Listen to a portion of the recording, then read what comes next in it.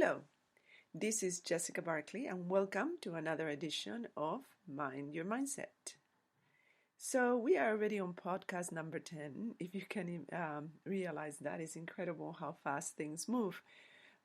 Today, I wanted to talk to you about acting out of inspiration rather than motivation. Yes, it does seem like such a rose-colored glasses sort of way of looking at life, but it is a very possible way of living your life. Once you are tuned to the energy of your inner guidance, to the energy that creates worlds, to your soul. So, I want to talk to you, first of all, about the difference between acting out of motivation and acting out of inspiration. So, motivation means mainly you are doing things because if you don't, the consequences can be very negative and sometimes very bad for you, detrimental. So, most of us live our lives like that. We go to a job because if not, we don't get paid, because if not, we don't get money, etc., etc. And we just put up with that job 5 days a week until the weekend when we actually can do something, but we're so tired. We hardly manage, very few of us really manage the physical strength or the energy to go out and do all the things we work so hard for. Or we work hard, but we're still worried, so we don't take advantage of the opportunities that are out there for us to enjoy, to relax, to have fun. When we act out of inspiration, it's completely different. When you act out of inspiration, it means that you are completely in touch with yourself. You have achieved a balance between you and your inner being, and there's a clear connection. You have a clarity about you that is non-deniable because you know exactly where you're going. It feels good, and you are not only knowing where you're going, you are empowered to go there. You feel energized to go there. You feel good. Well, needless to say that the consequences for acting out of inspiration are so much more positive and much better all the way around than when acting out of motivation. Now, it is not easy for us to see how possible it is to change this cycle once it starts because we are so in it and we are so much observant of what's happening. But like I said before, in order to get out of a cycle, you must not look at what's happening, you must look at where you want to go, right? Because you're not driving a car wanting to go somewhere looking always where you're at. It would be absolutely difficult to drive. You wouldn't get anywhere. First of all, you're looking down, so because you're looking at where you're at. So, not forward, you see, and that's the way you want to drive your life, if you want to use that word. You want to drive it knowing where you're going. You want to drive it looking forward to where you're going, being inspired and feeling good about every step that you take towards there and having fun along the way because, let's face it, most of the time when we reach a goal, yes, we're satisfied for a little while, but guess what? We just want to set ourselves another new goal, or we want something else, or we want something more. That's just the nature of human beings. And that's the way we're supposed to be. There's nothing wrong with us for wanting more. A lot of people teach us that, oh yeah, you always want more, you always never satisfied. It is a natural instinct not to be satisfied. When you're satisfied, that means that you stop growing, you stop wanting, you stop desiring, you stop wishing. You might as well just stop living because there's nothing else you want to do. So let's live our life with intent. Let's try to live more out of inspiration than out of motivation. Let me give you a couple of examples here.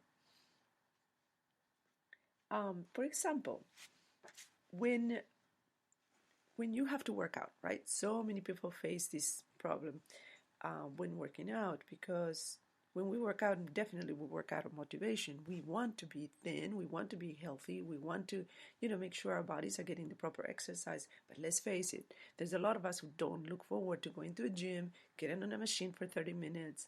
I don't care what kind of music you listen to. Well, it can help you get motivated and it can help you get excited for a little bit. But the routine and the consistency sometimes will not be there. Why? Because you're motivated to go. You're not being inspired to go. So my rule of thumb for exercising is go do something that you enjoy. And I discovered lately I love running, but my knees, of course, are not what they used to be. So I was starting to have problems. So I decided to change. I said, what else is going to keep me so fit? And I was thinking only running would do it. And I was running only 25 minutes. I wasn't running a long, long ways. However, I was feeling the consequences of that running and it was hurting. So I started, I changed my exercise to walking. I don't walk for half an hour, I walk for an hour. But the results are wonderful and they're the same, and it's very calming and it's very soothing and it's very therapeutic. I sometimes do it with music.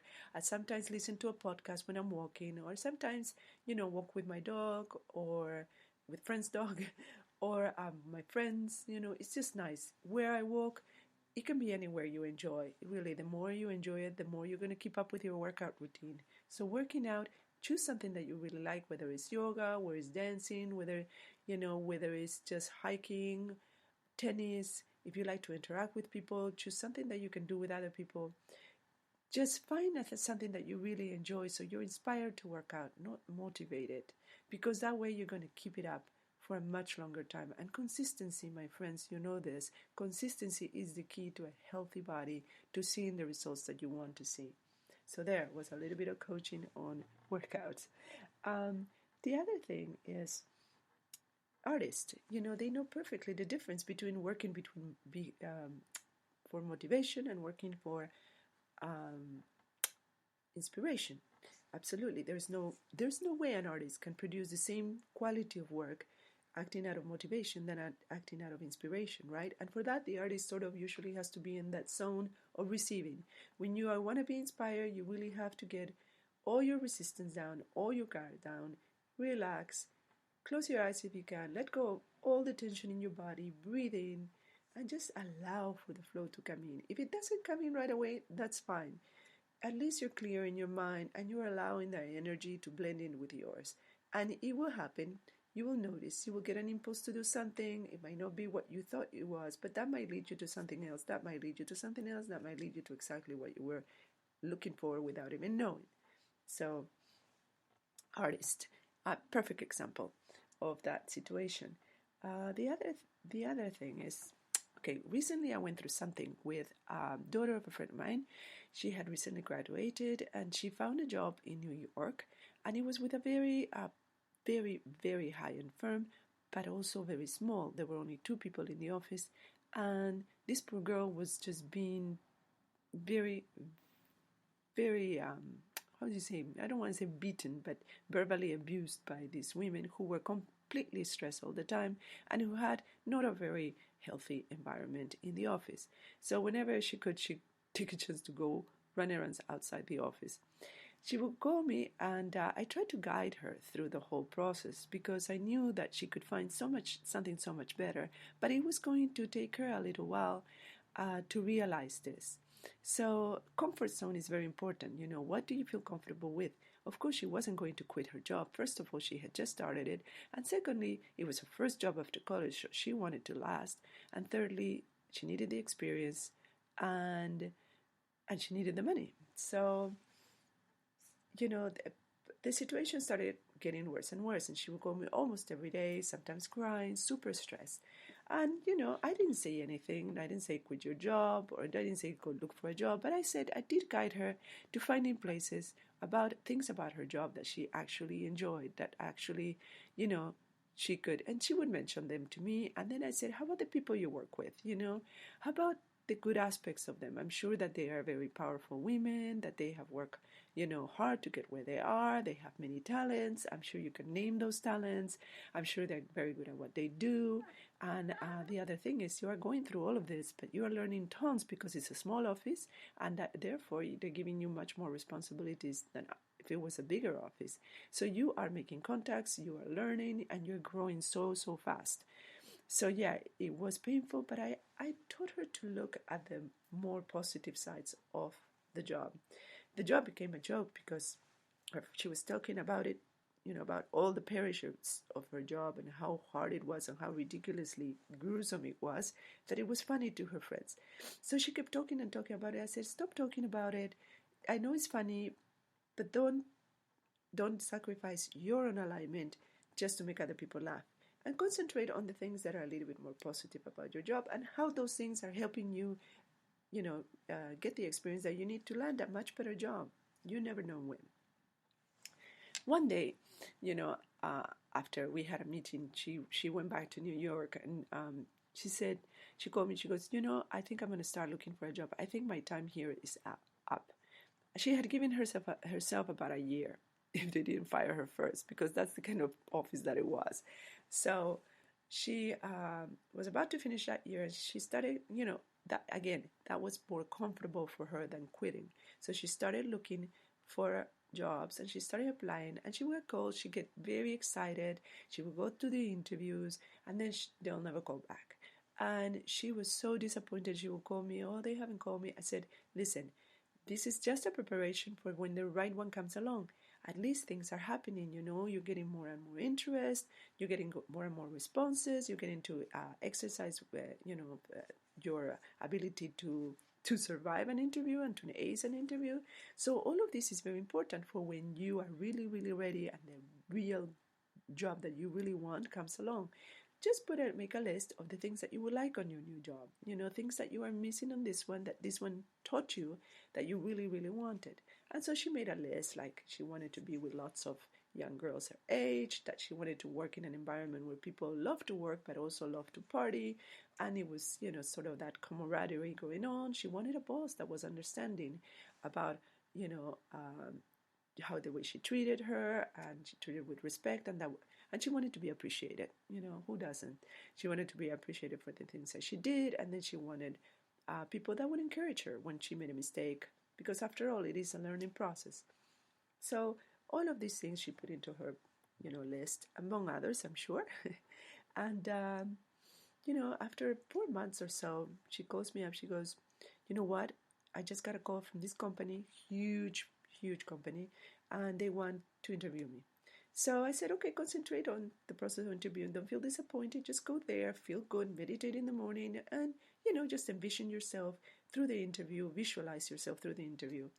Well, after 5 interviews, she got hired. She's super happy.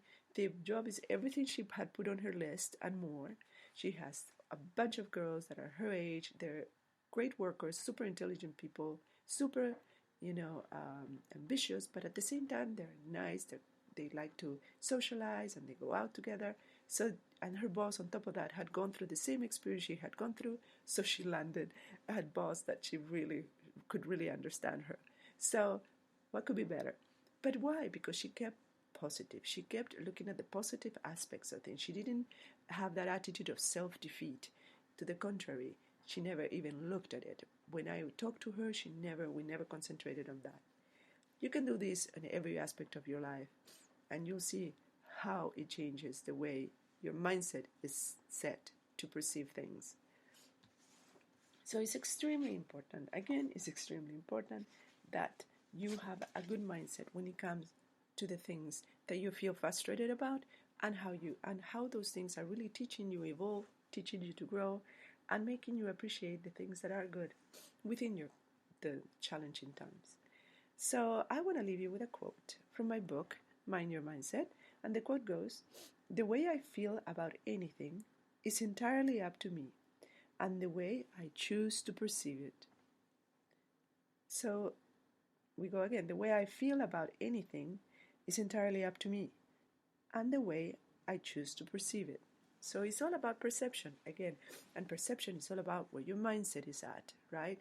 So I hope that you can apply some of what I have talked to you. If not, you can always send me an email with any questions or suggestions at mindyourmind2018@gmail.com.